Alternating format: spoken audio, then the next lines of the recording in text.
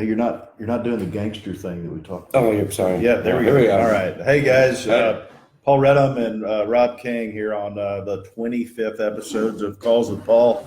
I know I took a hiatus. I think it was last week, and the show went on, which was really wonderful. But Rob is a insurance agent, and you've probably heard me introduce him as the most passionate man in insurance. He's just so fired up about beating quotes and providing great coverage. I thought he'd be a wonderful guest. So thank you for joining Thanks us. for having me. Yeah, of course. With Greenway Insurance. Marquette's in the background. She can't help herself, which is good. Good stuff, because I need the help. But anyway, so Rob, talk to us about insurance, what people should look for, and in their policies and Great. all that stuff. Wow, let's fire it up. All right. Yeah. So, what people should look for and with their coverages is one, you need to kind of tell your agent. If you don't have an agent, you have a 1-800 number. You really need a local person to resource and talk to, and making sure that you understand what you're buying, because it's very important that you protect your assets and your cars, make sure you have an umbrella, things like that. But what people should look for and figure out, and what is and what isn't covered is by simply reading your deck page. And that's the deck page is a declaration page, which lists your coverages, how much the home is insured for, what your automobiles are insured for, and go down the list. And you want to look for things like water coverage and foundation water damage, seepage and leakage, and things like that. So I get real excited about that seepage and leakage. Yes, you do. And sometimes those things don't read right inside the policy, so you got to be really careful reader, or have somebody you trust, or have somebody you trust. We have a camera down. Here, spin that around. So. All right. So and again, that goes back to having a local agent, somebody who's in the neighborhood, and not somebody who's sitting in California in a call center quoting your stuff out.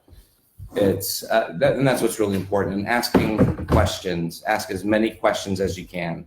Yeah, and probably have a relationship with them. One of the nice things when we hand out referrals is, like, I know Rob and I know, like, our lender, and last thing they want to do is to get me sideways on something, which is pretty hard to do. But it's always good to come to somebody with a referral. You mentioned having really some new seepage and leakage coverage earlier, which fires me up. Yeah. So with seepage and leakage, that's going to be an endorsement on some policies.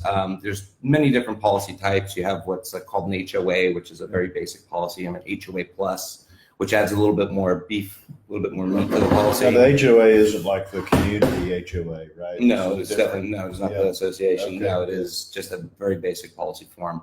Then you have your standard HO3 forms, which are your general policy form, and then we endorse that. And when we endorse it, what is an endorsement? I know we talked about this earlier. So an endorsement would be something that we add on to the policy, like foundation coverage. Like an extra. Right? Topping. Yes, ice cream. that's exactly right. Let's add some sprinkles on. Yeah, exactly. If you can think of it like that, you have this, you have a bowl of ice cream, and now we want to get some more toppings on it. Right. So we want to add, replacement cost of personal property. That's a big one. Here recently, reviewing a couple deck pages from some people who had gotten quotes from from across the country. Yeah. It was not replacement cost, but actual cash value. That's a pretty big difference. That's a very big difference. But easy when you're scanning to miss that, right? Super easy if you don't know what you're looking for. So, like the policies that I personally write, make sure that we have replacement costs on your personal property and not appreciated value. Yeah. If I ever have a claim, and I think we may soon, but when we have a claim, I want to be dancing in the street a little bit. Yeah. Because the insurance is so darn good. That's right. It's okay. Yeah. And you're pretty well protected. Yeah. I figured I would be. We better be. You are. I promise. So when you talk endorsements, we have that big pot of ice cream here and a big bowl of it, and we're adding chocolate syrup. So maybe that's replacement cost on your roof. That's another thing is, so a lot of carriers, your roof aid, something that people don't think about is, a lot of companies now on a regular standard asphalt shingle roof, what you see on a lot of tract homes, your master plan communities, they'll only take them up to 15 years. Because that's about the lifespan. That's the life cycle. So I always thought everybody had to have that kind of thing, because the insurance company says, well, it's wearing out in 5 years, so we'll give you Right. So 5 years worth of coverage. and sometimes that does happen.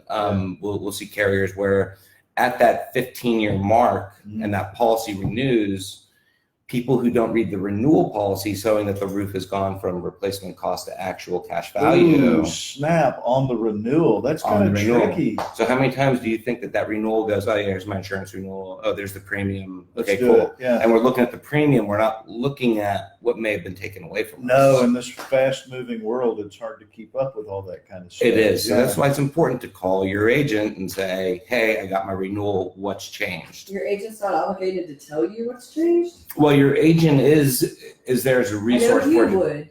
Right.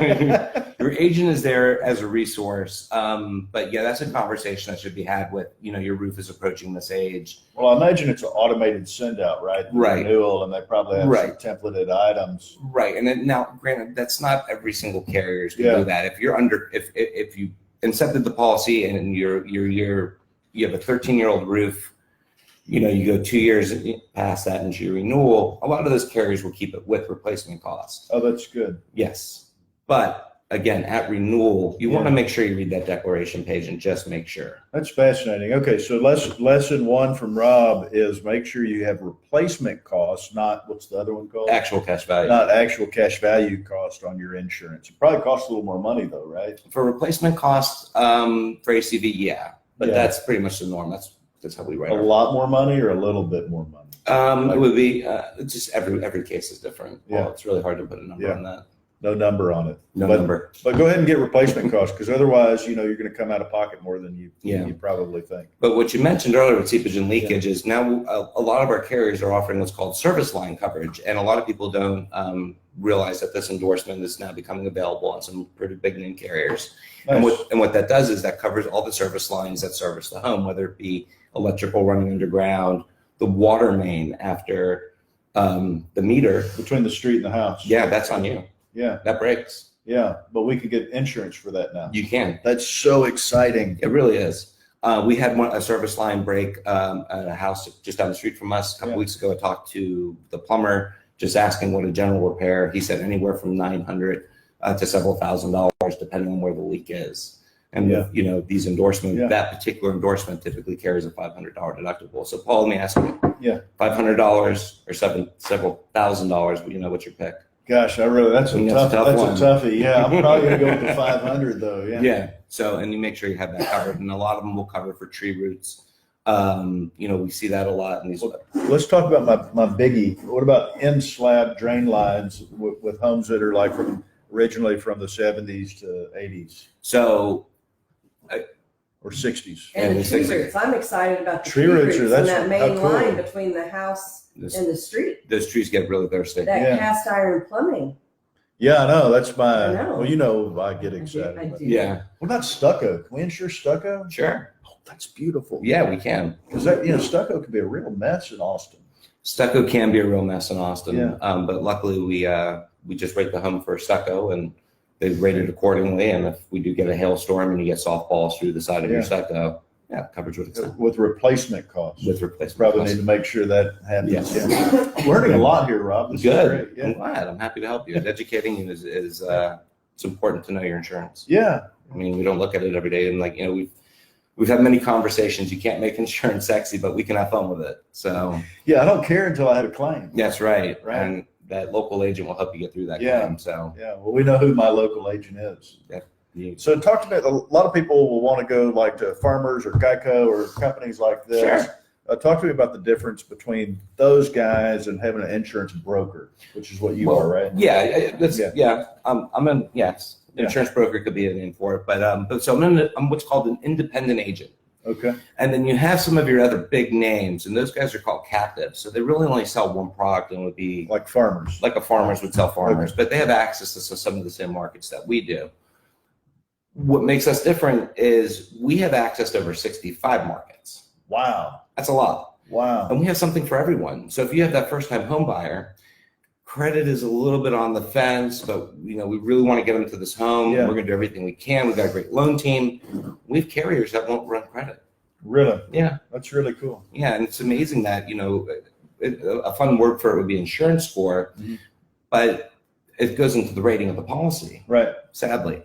The theory behind being you're not going to do the home maintenance, you're going to use your insurance policy as a maintenance plan and not when you need it, versus doing your general repairs, your maintenance. Right. You You need to take care of your own home. Insurance is for that big moment. Right. So, I always tell my insureds, after a big storm, walk the outside of your property, make sure you don't have any lifted shingles, a tree didn't fall inside the house that you didn't hear, anything like that. Your fence didn't blow over. Yeah. So it's always important to do that stuff. Walk around and just make sure your property's in good shape. So taking it back to the ice cream analogy, you have 60, how many flavors? About 65 flavors. You have 65 flavors Pretty and much. different carriers that you can shop from. That must take you like a week to go through that for just for me and my clients. No, not necessarily, no. Typically, once we talk to the client, we get a feel of what they're looking for. We have an idea of where to take it to, but what we do is we're leading the forefront in technology. We're doing some pretty amazing things at Greenway. We have a new quoting system to where I'm able to get these quotes in, like loaded in all the information, characteristics about the home. I can get quotes in about 7 minutes. Wow. From all 64, was it 64? Yeah. 64 flavors? So there'll be about 24 flavors at this point because we kind of know we're going to narrow it out. Because I'm going to be saying, hey, I need drain line and I need this and that. And so that probably filters out. Yeah. So I know what makes you tick and what's important to your buyers. Yeah. So again, I know what my carriers are offering and where to take your clients to get them the best possible insurance. So when you provide a quote to somebody or a set of quotes or a menu of quotes, right, I'll send 3. You're able to say, hey, here are the best 3 for what you're looking for. Right. So I'll send 3 with my top pick, my secondary, and my third. And you put them in order. Yeah. So my guys know to pick at the top. That's of great. Course. Yeah. Right. But again, everyone's gonna be different. Maybe nobody wants to. I don't mean any offense, but nobody wants to read the insurance stuff. Well, good for you. Lucky for you, I will educate before I sell. So I want to make sure that everyone's on the same page before we sign the contract for the policy. Yeah. Well, I know everybody we've sent you has been really happy. Great. Yeah. What else do we have here? How do you make sure you have enough coverage? This is I get this question from people a lot of times, and I think I know the answer, but you have land value, and of course land can't be demolished, right? And people are always like, but the contract says this amount and they want all that insurance. How do you suss that out? So again, to your point, I'm insuring the house and not the land. That land is always going to be there. God forbid we have a fire, we're going to have land restoration. They'll pull it. If it's going to be just an empty lot, they'll pull everything out and get it ready for it to be rebuilt on with the restoration. Is it just a price per foot or like? It all depends on the home. I mean, so a lot of these homes that we're seeing, like the Northwest Hills homes, these homes are built in the 60s. They've had full rehabs. And we've gone from linoleum countertops to quartz or granite or level 4, whatever it may be. All the above, whatever fancy stuff you want. Right. So we go by cost per square foot to rebuild. So if you send me a home that's $700,000 to rebuild and it's sitting on $200,000 on $300,000 on land, I'm going to insure that house at about $200 a square foot because of all the custom 175. Is there a cap on that? Like, do you run out of per foot? Yeah, so a lot of our carriers will go through what's called the costimator. And granted, we go by the pictures that are online through Zillow or whatever it may be. We can see and we use our judgment to kind of evaluate what we think is cost per square foot. Right. So that's how we do it. It would be nice. Yeah. With the costimator. With the costimator. It's like a whole new word. I really like this. You could use that. We use a costimator. And it gives me an accurate cost of what it would be to rebuild that home. Yeah. So if you've gone through a remodel, you need to visit with your insurance agent again to talk about whether you have enough coverage. If you've done an addition, if you've done any major improvements, you really want to make sure you've got coverage. Yes. It's going to cover those improvements. Exactly. And if you add squares to the home square footage, yes, add it because we don't want it to subtract from the rebuild cost. Right. The insurance needs to match the house. Exactly. Right. So as we're talking about remodeling homes, one thing to think about when purchasing a remodeled home is they've done everything for aesthetics in the house. They put the new countertops, they put these beautiful wood floors, new windows, new everything. Yeah, but sometimes it's lipstick on a pig. Yeah, you don't know what's lurking behind those walls. You could have galvanized plumbing that we don't know about. That's right. So it's always very important to ask those questions from the flipper or from the builder or whatever it may be. And get verification. Yeah, trust, but let's verify. Yes, what's in those walls? Because we don't know. We don't know unless we open it up, and nobody's going to let us do that. No, we don't have to pop a whole wall, unfortunately. If you've got a first-time home buyer and they've never had to purchase home insurance before, what 3 pieces of advice would you give them to get started? Don't shop based on price. Make sure you have ample coverage, and make sure you have an agent that's going to literally go line by line to make sure that you understand every facet of your coverage, from what the home's insured for to your replacement costs, separate structure, or your personal property, your separate structures, which would be like a fence, a shed, the playscape, anything like that. What endorsements you have, what things to look for. So I get really excited when I have a first-time home buyer. Do you? Yeah, I do. Nice. I do. Because it's fun, because they're clueless, they have no idea what's going on, and it gives you an opportunity to build that rapport, gain their trust, right. and just and then you have a client for life. That's wonderful. So that's what's important. That's what's important to me, is making sure you understand. Well, you like to do a lot of educating. I do. I think that's beautiful. Thank you. Yeah, it goes in a lot like we want to educate before we sell. We do. That's the right way to do things. And it's so important. And then your deductibles. I mean, understanding that, understanding what you have, and if you get a quote with a 3% wind hail deductible, you're paying 3% of what the home is insured for. So if the home's $300,000, was that $9,000 if you had a claim? It's a lot of money. It's a lot of money come out of pocket. And we're seeing a lot of carriers here in Central Texas. Dallas is getting very hard to write because of all the hail, tornadoes and stuff, right? Tornadoes, you got hail. God bless you guys in Dallas. Yeah, that's getting to be a tough market. Yeah, and I assume down at the coast also. Are you seeing some insurance issues down there? It's been thank goodness we didn't have a very active season this year, but coastal rates, you can expect about 3,000 with wind, and I have carriers that are writing with wind, so we don't have to go through TWIA or anything like that. Oh, that's exciting. That really streamlines things. Yes. One policy, your wind, the coverage on the dwelling itself in case we blow a water line, fire, whatever it may be, but it's all in one package. You're not dealing with. That's nice. It makes it simple. Yes. And a lot of our carriers that we've partnered with that are our coastal carriers, during Hurricane Harvey, the response time was amazing. I mean, they were deployed on the ground, assisting our clients. And, as we talk about, we're drifting into Harvey, and something that some people don't consider and should consider is flood insurance. Yeah, even when you're not flood rated, right? Even if you're not in a preferred zone. A lot of the preferred zones in Houston got moved to what would be an 8E zone. Yeah. So from an X zone. The good thing about flood is if you're in an X zone and it gets redrawn and you're carrying a flood policy, you still carry that preferred rate. So is that an endorsement? That's a whole separate policy. Or is that a federal government flood policy that you get if you're out? Like there's private, right? There's private, yeah. Right. So you can get private. Depending on your location, it can be a little less expensive. Yeah. But 9 out of 10 times you're going with it's through the NFIP, but like a lot of our carriers write flood as well. Like if we wanted a flood policy, and you guys can't see it, but we're pretty high up here, right? It'd be really hard for us to flood. Like our flood policy would be pretty cheap right here, right? Yeah, it would be pretty good. Considering pretty good odds. I would say you're pretty good. There. You got pretty good drainage here, so just go straight down. But yeah, we could certainly look at something like that for you guys just for fun and see what it would come out to. Yeah, I'd be curious just for giggles. But it's always important. If you live by a creek, you live by a lake, you've seen the rainstorms here, it can happen. Nobody knew it was year 999 out of 1,000-year flood in Houston, but well, it can happen in weird ways too, right? Sure like can. From your neighbor coming over, or from their water coming downhill or whatever. It could. Yeah. And a lot of different ways for water to get into a house. Yeah. So last month, or maybe it was the month before, we had Janathera. They bought a lot, basically a lot. Yeah. And that was a curious situation. I got worried about them having liability on the lot. And I know that you guys connected and you wrote something, but like, what did you write and how'd you come up with how much to cover them for out there? So it was based on the client's needs. Yeah. They were looking for a small liability policy so that if anyone does get on the property and get injured, that there's coverage extended to. We know that they're going to build soon. Yeah. So it was a good move on their part just to make sure that it is covered. Sure. Kids are kids and they'll ride their bikes and see an empty lot, climb a tree, whatever it may be.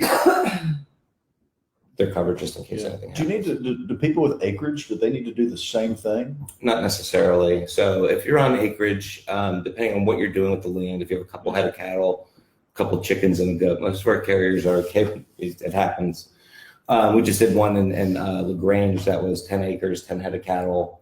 And we got them with a great, not a farm policy, but a policy that attributed to the acreage. So that opens up a whole nother pile of insurance opportunities. Yes, it opens the exposure up quite drastically. Let's say that one of those, the big bull cow gets out. Big old longhorn. Big old longhorn, sadly, but it gets out and little Timmy's driving his brand new F-250 down the road and smacks that thing and lays out a bunch of stakes on the road. We want to make sure coverage extends. Wow. From that cow to little Timmy in his truck. The things you must see. So before we wrap up, tell me this, like the 3 weirdest things you've had to have claims on, or the one, or whatever comes to mind. I had one in Dallas where both water heaters were replaced and the contractor didn't seal the expansion tanks on them.